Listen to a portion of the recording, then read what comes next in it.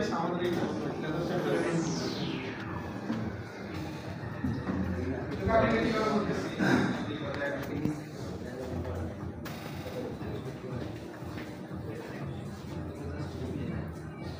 কত পরিমাণ ভাইব্রেশন হয় সারফেস এই বস্তুটা আপনি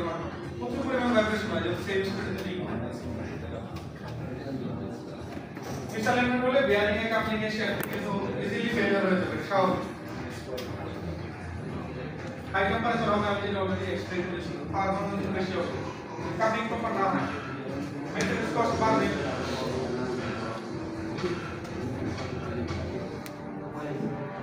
এবার আসি যে লেজার টেকনোলজিতে কিভাবে প্রিসিশন অ্যালাইনমেন্ট আমরা করি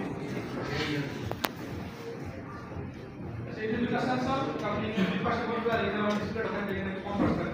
যেটা আমি লেভেলিং এর মাধ্যমে আমরা কাপলিংকে ক্রিয়েট করতে পারবো এই কানেকশনটা দেখা হলো একবার দিত যখন ও আমাকে গাইড করবে যে তোমার মোটরটা গেছে ইনডোর করো বা মেশিনটা গেছে ইনডোর করো এই ডিসপ্লেতে আমি জাস্ট দেখে শেপ চেঞ্জ করে দেখে নিয়ে নিই কিন্তু উনি তো বলতেছে যে টপে কত নিব সাইড কত নিব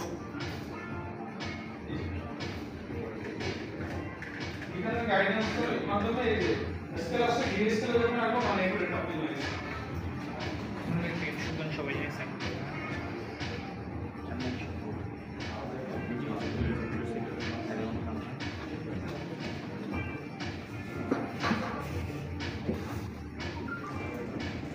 ডিমশন সবাই সেন্ড করছে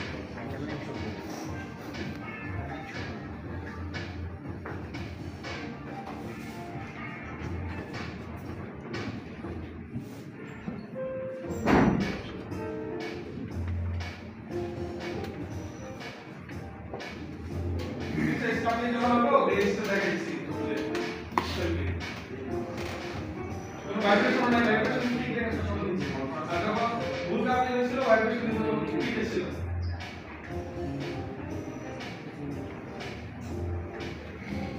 Availability বাড়তেছে প্রোডাক্টিভিটি বাড়তেছে লস কমতেছে সিস্টেম কাপলিং আমার করা হয় লাইফ টাইম বাড়তেছে অপারেটিং কস্ট কমতেছে একটা জিনিস কিন্তু প্রতিবেশীর সাথে রিলেটেড এখানে আমরা দুটো সলিউশন দিতে পারবো যদি সার্ভিস নিতে চাই সম্পূর্ণ